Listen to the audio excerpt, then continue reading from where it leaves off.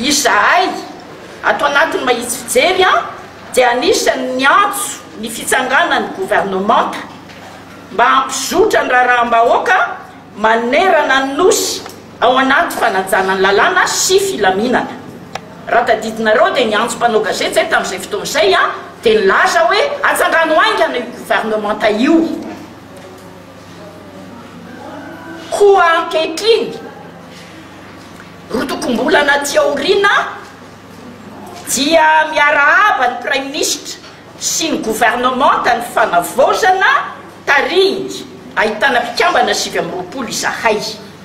Totosa avokoa ankehitriny ny famirapahefana amperinasa tanteraka ireo ny gouvernement tany fanavozana amin'izao fiandohan'ny volana novembre zao. Efa tena miasa ao anatin'ny asa mihitsy ny gouvernement tany fanavozana. Raha ny kabary nandritry ny famirapahefana dia samy manana ny lahara-pameany ireo ministera 20 fa FDB 4 no asongadina eto androany. Voalohany amin'izany dia ny mangarahara, ny faharoa dia ny ady amin'ny kolikoly, ny fahatelo ny fitsitsina, faha-4 fanovany-dravitra sy toe-tsay-pitantanana. Roa volana ny fiam-potoana nomen'ny filoham-panjakana filohan'ny fanavozana ny Repoblikan'i Madagasikara hitarafana ny vokatra fanovan'ireo fitantanany raharaha-panjakana novembre 2025 ka hatramin'ny janoary 2026. Ho anay mahitsy fijery azy, voalohany mahakasika ny mangarahara, manao fanambaram-pananana araky ny lalàna sy ampahy be maso ho fantatry ny malagasy ireo tokony andraikitra ambony sy ministra vaovao. Mila manao fanambaram-pananana raha mandinika ny toejava misy amin'izao fotoana izao tsika dia ny Facebook tambazotra sosialy no mibaiko manao any resaka rehetrarehetra zay rehefa miresaka tsy any ambadiky ny soratra fa miatrika ny malagasy zay maheno an'izao zavatra resahana izao. Mila manao fanambaram-pananana ny tompony andraikitra ankehitriny sy ny ministra mba ho fantatra hoe inona ny miditra irany tao sao dia sanatsy ny vava afaka 2 volana dia mahavidy V8 sy mahavita trano misy rihana 2. Aloha ataontsika mazava ny resaka. Faharoa mahakasika ny fitsitsina. Mahitsy be zay ny teny. Ina moa dikany hoe fitsitsina nanao fandaniana meo papana tsaraky ny tokony ho izy zany fitantanana teo aloha nanomezantsiny azy zany dia mangataka sy ankehitriny hoe fa otrinina karaha manireo tokony andraikitra ambony sy ministra teo aloha inavy ny tombontso azon'izy ireo, firy ny tomobile mipiasa trano, ny carburant otrinina. Mila mazava hoe reto ny teo aloha ary zao ny anay ankehitriny dia hita ny malagasy hoe tena manao fitsitsina ny fitondrana amin'izao fotoana izao. Mila mazava tsara zany zavatra zany. Zay ao anatin'ilay hoe fitsitsina satria mantsy raha mandinika tsika raha ny décret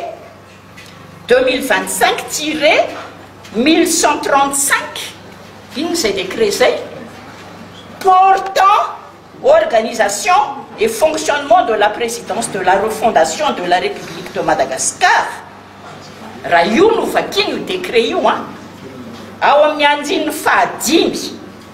dia milaza ohatr'izao: les hauts conseillers de la refondation en rang de chef d'État. Manana chef d'État anaky 5 tsika zany zao. Ao 5 ny filoham-pirenena ao amin'ny andininy fahaenina. Chaque haut conseiller de la refondation dispose d'un cabinet composé de des misy composition chef de cabinet ray, conseiller technique tsy fantatra firy fa maromaro, chef de protocole, service de secrétariat particulier chargé de mission tsy fantatra firy nisany ary aide de camp zany au pluriel la daholy maromaro zany. Dia zay milaza hoe manana filoha 5 isika raha ray ny filoha teo aloha tsara ho fantatry ny malagasy ny totaly ny fandanina amin'izany flodimy be zao zany sy ny andraikitra izy ireo tsirairay avy mila mazava amin'ny malagasy zany ao anatin'ny resaka hoe mangarahara sy hoe fitsina ny misy tsy mazava aminay koa amin'le faefatra zany hoe makasika ny fanovandravitra sy ny toetsam-pitantanana manzavozavo be mihitsy ka mila mazava inona ny tena ho atao eto kay fanovana sa fanavaozana tena manahirana amin'ny mandray an'le izy satria raha ny rehetsi aroa any anaty tambazotra samy hafany dia miteny le olona nandray anjara tamin'ny ataoko anaty farakisosina hoe nitolona dia miteny zareo hoe zao no mifanarahana fanovandravitra no mifanarahana anton'izay dia misy amin'ny atao hoe antafa mitsangana ino ty le komity miaro nitolona mitsangana ny influenceuse le afakely avy any Frantine milaza fa tokony harodana ny HCC zany hoe mbola tsy mazava na ry zareo samy nandray anjara tany aza tsy fatany tsara hoe zao zava-misy vao zao ve le ho atao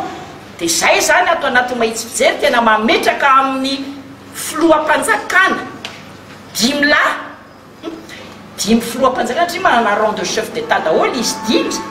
hoe inona tsara moa zany le ho atao fanovana ve sa fanavaozana raha amin'ny teny frantsay ny resiny hoe refondation raha mametraka fanontaniana amintsika miara-mamaky tsika inona kay ny andikanany hoe refondation fondation zany tsy hoe fototra refondation inona andikan'izany fanorenana ifotony fanovana ifotony ndikany hoe refondation ary ny hoe fanavaozana renouveau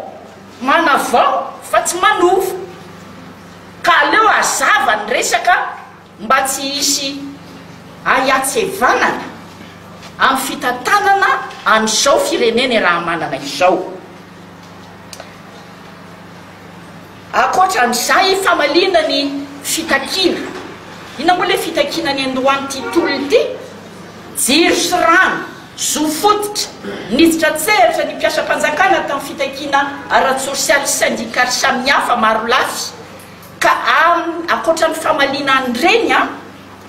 dia izahay ato anaty mahitsy fijery vovonana mahitsy fijery a dia mangataka tondrozotra mazava avy amin'ny mpitondra ankehitriny rovolana menandry zareo a inona le ho ataony ao anatin'ny rovolana ananatsika malagasy maridrefy hoe zao mivolaza tia ny vita rehefa tonga ny rovolana ahafahana mitsara azy aloha tsy atao varitromba ny atambiaty ny fitantanana ny firenena raha manana dia antso avy ny ataonay ataovy mazava ny tondrozotra isaky ny ministera tia no atao tia ao anatin'ny ray andro tia ao anatin'ny roa andro ary tiany tsy maintsy ho vita ao anatin'ny rovolana ao anaty koa moa ny andrefesatsika ka ilazana fa tsy naomy le tompona andraitra raha tsy mazava hoe nialava izy izy ka hoaiza misy tondrozotra zany mazava tsara zay dia mitaky an'izany any ko teny ateo hoe gouvernement tany fanavaozana ahitana mpikambana 7 nefa 7 le ministera nyresahako teo